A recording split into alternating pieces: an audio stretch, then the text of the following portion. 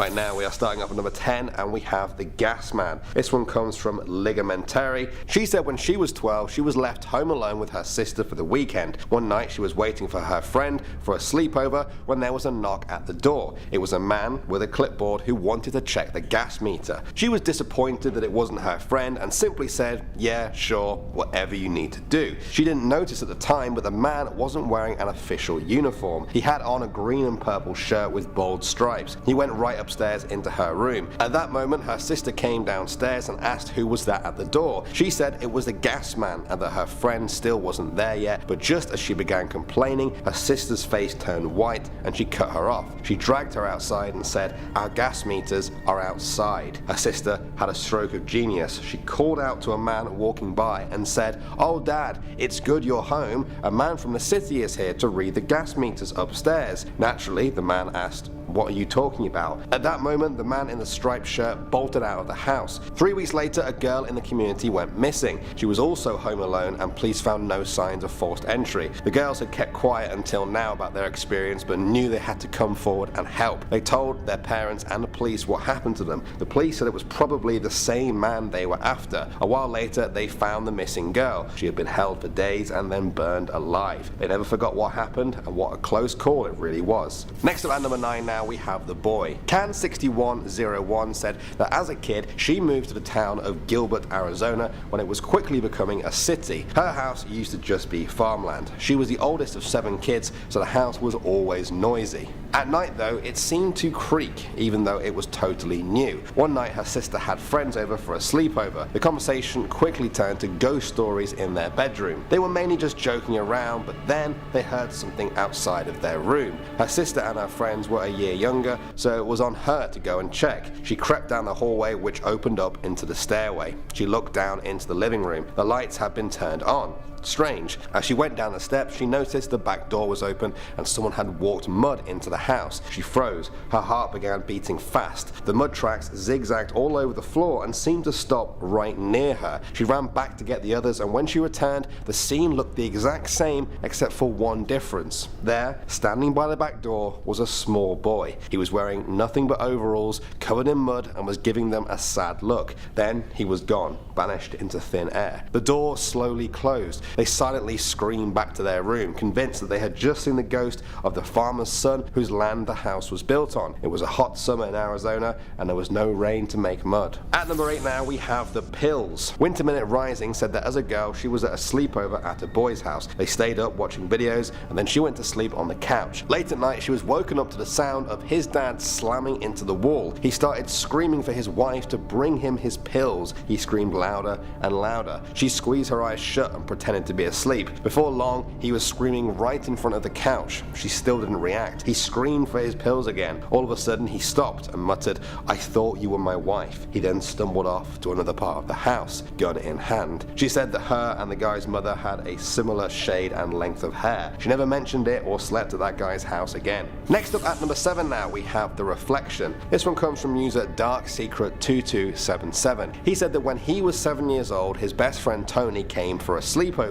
Around midnight he pulled out the sofa and they watched some TV together. At one point he looked out into his yard which was bathed in moonlight. To his horror he saw a figure standing outside. It was human-like and totally orange. The figure started walking towards him. His heart was beating fast. He tried blinking but it was still there. As he got closer he could see its features more clearly. It had no face and its body was slightly see-through. He quickly closed the curtains. His hands were sweating and shaking. He opened the curtains and the creature was gone. He thought it might have been the reflection of the TV, but what he saw didn't add up with that. Moving on to number 6 now, we have the drums. This one comes from user Tatvamu. He said that as a kid in Aspen, he went on a wilderness youth camp where they slept over. They made camp near a place called War Woman Dell. It was beautiful, but the whole place just felt off. There were about 15 of them sleeping in groups of 3, with 2 staff members taking turns on night shift with a headlamp. He kept hearing this faint rhythm in the distance and asked the girl next to him if she heard anything too. At first she said no, but then it got louder and closer. The staff member outside shouted shouted at them that it was time to sleep and knock it off, but the drumming kept getting louder. At this point, they were all in their tents, looking at each other. Some of them started crying. Who was drumming? The drums continued till dawn and then stopped when the sun came up. They quickly got out of there and ate their breakfast on the trail. As an adult, he says that he kind of wants to return now and see if the drums still play at night. Next up at number 5 now, we have the chain. This story is part of a chain letter that was circling around a few years ago, and it fits our video quite well. There were once 5 girls who had a sleepover club. Every Saturday, they would have a slumber party at one of the girls' houses. One night, when the girl was having a sleepover, they heard loud noises and screaming outside. It seemed to be coming from the end of the street. They went down to find out what was happening. They learned that a woman had been murdered, and the man who killed her was still on the loose. They ran home, terrified, and locked all the doors. Strange noises got louder until they became unbearable. Their imaginations ran wild, and they thought the killer was coming for them. Gripped by terror, they hid inside a closet and waited. They heard footsteps coming up the stairs. They held their breath, afraid to make a sound. Suddenly, the closet door opened, and a man was stood there. They screamed and ran in different directions. 4 of the girls locked themselves in the basement. The 5th one was skinned alive in the bathroom. The bathroom was right above the basement, and the others were forced to listen to the sound of their friend being murdered. In the morning, the man had fled, and the girls came out of the basement.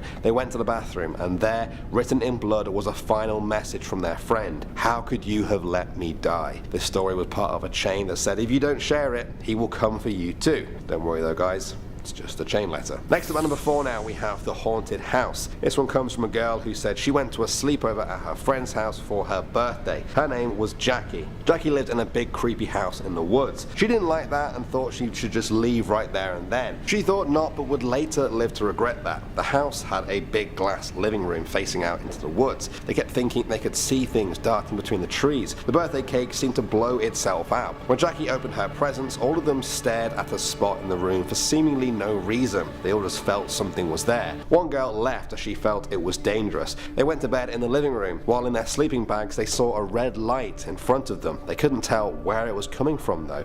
Although they were terrified by this point, they somehow managed to get to sleep. When they woke up, it was bright, and it seemed like the terror was over. They went outside to a tree in the yard with a rope there for climbing. She climbed onto the rope, and immediately the wind began blowing, and she clearly heard someone call her name from the woods. As she listened, the voice said to stop because she could get hurt. When she jumped off, the wind stopped. None of her friends heard it. Then one of her friends, a girl called Michelle, suddenly had a vision of someone hanging from that tree. They got away from it fast. Michelle felt an invisible foot kick her at the level it would be at if someone was hanging above them. They ran to the parents, who could see how terrified they were, and agreed to take them home. Next up at number 3 now, we have Jinnys House. This one comes from Reddit user Requimen. She said that when she was in elementary school, she had a group of friends. Jinny was her best friend. They went to her sleepover at her house for the first time. She'd always tried to brush them off and make excuses for why they couldn't come, but one day she finally agreed. They thought she was embarrassed about her house, but when they arrived, they could see from the outside it looked really nice. The outside had a front lawn that was well decorated with flowers.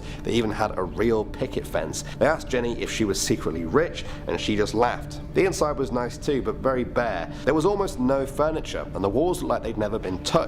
The floor was uncomfortably clean. The house had a sickly sweet smell of scented candles. Her parents brought them to the living room. It was huge, about 3 times the size of hers, but again, it was almost empty, just a few couches and a rug. They sat on the leather sofa, which had a brand new chemical smell to it. Then Ginny's parents handed them pizza on paper plates. They tried to entertain them with jokes, but it felt awkward. The whole time, Ginny said nothing. She was usually cheerful, but seemed stiff and nervous in front of her parents. Her parents left, and with no TV screen, the girls played cards. She wanted to go to the bathroom, so asked Ginny where it was. Strangely, Ginny ran out of the room to ask for her parents' permission. She heard her talking nervously with her parents. Then Ginny's mother told her to follow her. She opened the door. There was a set of stairs leading up to a second floor. She said it was up there, and she would walk her there. She opened the bathroom door, and inside there was nothing besides a sink and a toilet. After using it, they all went to bed. They slept in the living room without even seeing Ginny's room. She remembered waking up in the middle of the night and seeing Ginny moving around. The next morning, even after 8 hours of sleep, she felt so tired. When she went home, the family doctor was called to the house but found nothing obviously wrong with her. People in the comments section of this story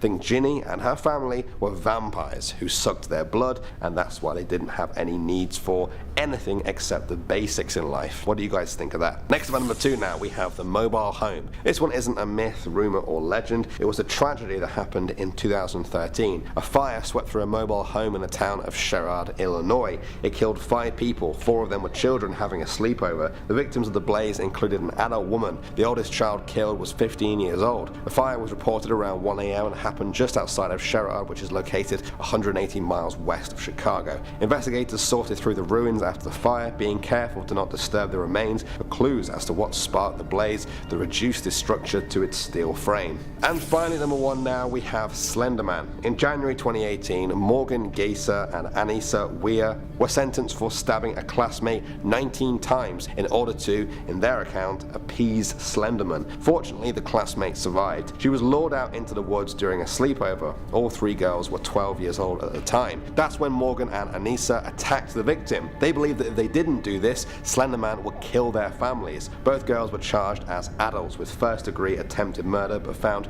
not responsible for their actions due to mental illness. The county circuit judge said institutional care was required because Morgan presented a risk and needed intensive monitoring. She broke down in tears in court, saying, "I never meant for it to happen." Starting off at number 10 now, we have Beep. This one comes from Reddit user Jenna Dorazio. She said that she was watching her friend's house one day while she and her family were on vacation. Her elderly grandma lived in the house too. She stayed up watching TV late, so she decided to just sleep over. She called her boyfriend at the time to talk before bed from the house phone. Now during that call, a beep sound would happen every so often. It sounded like someone was on the other phone in the house and just pressing a button over and over again. She kept asking her boyfriend if he heard that same beep. He didn't though. Then another call came through and she clicked over and the voice from the other end said the word beep, and then just hung up. She freaked out, called her dad, who lived up the road, to come and stay the night because she feared for her life. To this day, she said it was the creepiest thing ever. Moving on to number 9 now, we have the knife. This one comes from Reddit user Apots27. Now she said when she was about 13, her parents went camping along with her aunt and uncle. She wasn't a big fan of camping though, and so was allowed to stay at home with her cousin. They had some friends over too, Whitney, Mary and Monique. They did a typical sleepover stuff, ate junk food, watched movies, gossiped about boys, that sort of thing. For some reason, they thought it would be a good idea to have a seance, like you do. They set it up in her cousin's bedroom at the front of the house and began. Her cousin and 2 of her friends began to scare the 3rd friend, Monique. They laughed it off though. A while later, they had forgotten about the scary game and continued joking around. She fell asleep that night and was awoken by the sound of the other 4 girls screaming. She jumped out of bed and the girls said Whitney was acting strange. They said she was making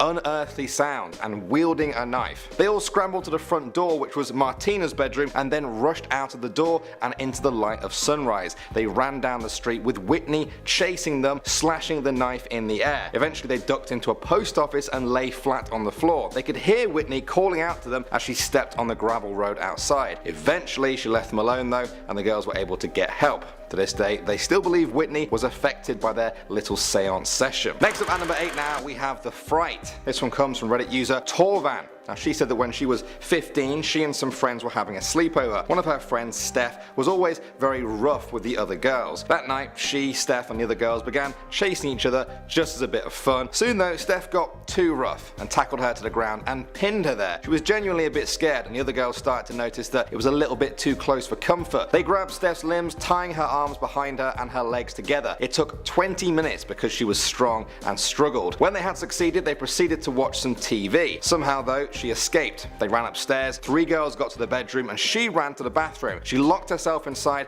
and Steph started banging on the door. She didn't know how long she was in there for, but the sun eventually came up and she spent the whole night in the bathtub. Not sure how I feel about that one. I mean, sure, her friend sounds pretty scary, but tying them up and just leaving them? A little bit weird. Next up at number 7 now guys, we have The Mirror. We've got some long ones in this video, so here's a nice little short and sweet one to balance it out. This one comes from Chemical Robot. Now he says that one night he and his little brother slept in his sister's room on her floor. When they woke up the next morning, the mirror from her bedroom wall had been taken off the wall and was now between him and his brother. He woke up staring at his own reflection. Can you even imagine how unnerving that would be first thing in the morning? Nobody in the house knew how it happened or even how someone could do that without one of them waking up. He said he still gets chills when he thinks about that stuff that he, his friends and family saw in that house. This includes the ghost of an old man who was seen 3 times in his bedroom, once by himself. Perhaps he was the one who moved the mirror. Moving on to number 6 now, we have The Shadow. This one was told by Starlight Dreams. She said that one night as a kid she had a sleepover where they set it up in the living room. Immediately she felt like they were just being watched. They went to one of the girls' houses to get some stuff. It was very dark by this point and she lived quite far away. They felt like something was following them the entire way, but it always ended up being something like a car going past. As they approached their friend's house, they heard a scream, a banshee-like scream that pierced the night air. At the side of the road, they saw a shadow run into the forest. They grabbed their friend's stuff and began walking very quickly back to the house. Now they really felt like someone was following them. When they got back, they tried to forget about it, just have some pizza, watch some TV. Suddenly though, the lights went out. They all started screaming. Everyone fell on the bed as a shadow entered the kitchen. One of them tried to grab the flashlight, but before she could, the shadow just disappeared. They kept seeing it as they tried to get to sleep, dancing around the room. In the end, they all fell asleep watching it as a calm feeling washed over them, almost as if it was casting a spell on them. We have the Ouija. This one comes from Reddit user Krull. Now he said he was told this one by his mum. When she was a teenager, she slept over at a friend's house. They were up playing games while the parents watched TV. She and her friends were on the floor playing a board game. It turned out to be a Ouija board. She didn't know what it was though at the time. When they started asking the board questions, they ended up finding out that there was a spirit in the house and they asked it to show itself. Nothing happened. They demanded that the spirit show itself. This time, all the lights in the house went out. The TV, the lamps, everything just blinked off. A second later, they came back on again. They asked the Ouija board, "Who are you?" The piece moved around the board in big circles and began to spell out the letters D-E-V-I-L.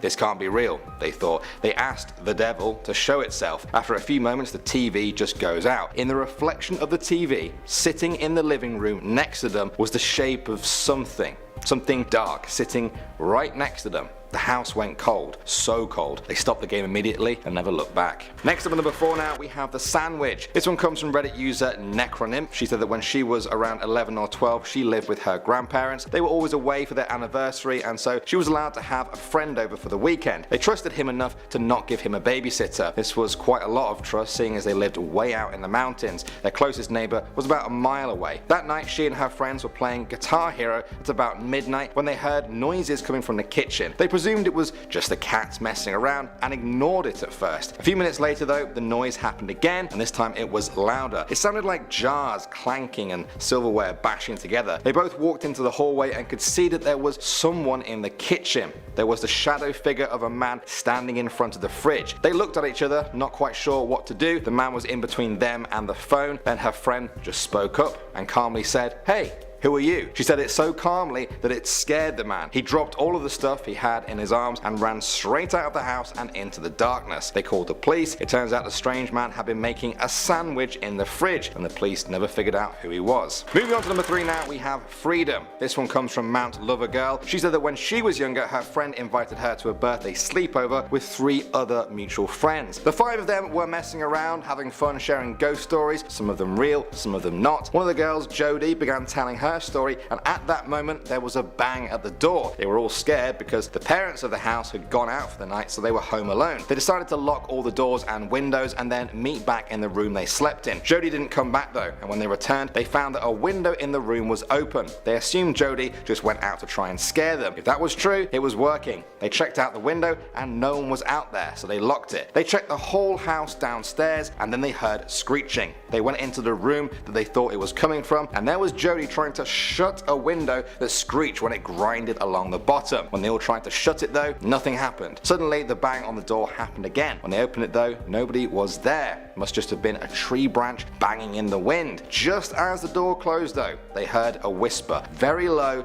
but very clear. It said, "Let me be free." They froze They ran to their beds and rarely spoke of that night again. Next up at number 2 now we have Light as a Feather. This is a story from D Taylor 85. She told it like this. The story took place when I was about 14. I'm 22 now and the memory still scares the crap out of me. My friend had a huge slumber party for her birthday. Her house was very old and was rumoured to once be part of the Underground Railroad. Her attic was a series of rooms that mirrored her downstairs, except for one that had a hole cut out of the floor. It looked like a tunnel led from it and went about 3 feet back before it was blocked off with rubble and bricks. She would always tell us stories of weird stuff that happened in her house. Her room had the stairs to the attic attached to it, and she would hear sounds coming from up there like people walking around, and once her electric keyboard that was up there just went off on its own. It was playing Oh Susanna on repeat, which is kind of strange because her name is Susan. We, being a bunch of teenage girls, decided to play that silly game, light as a feather, stiff as a board. We were all sitting around in a circle with candles concentrating on getting this girl to float when the stuff hit the fan, so to speak. All at once the room we were in dropped in temperature and the candles all flicked on at once like there was a breeze in the room, which there wasn't. We all screamed and jumped up. We all piled on her couch. There were at least 10 of us, so you can imagine. That's when we heard a loud boom come from the coat closet connected to the room we were sitting in. Almost at the same second a dark shadow ran around the wrap around the porch. We watched it move through the windows and at one point it passed right by where we were all sitting. We didn't hear the sound of anyone running through, which was odd. It stopped at the front door and that's when we realised the door wasn't locked. Not that it would have really mattered. But still, I decided to be the brave one and jumped up and ran and locked the door. When I did this, I could clearly see out of the window and no one was there.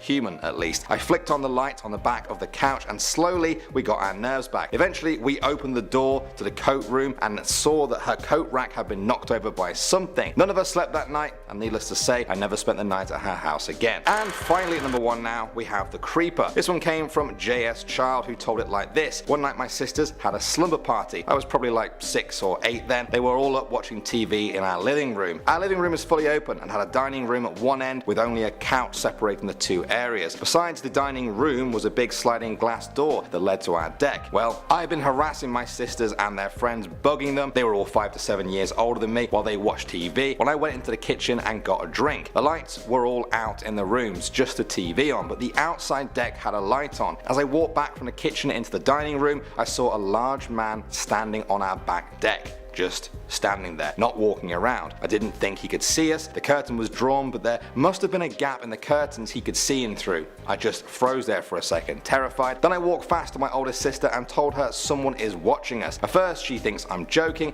but I got her and one of her friends to look at the sliding glass doors. We all instantly freaked out and then bolted to the back bedroom where my dad is and we woke him up. He went outside and saw the footprints in the snow, but we still don't know who the creeper was watching us on our back deck.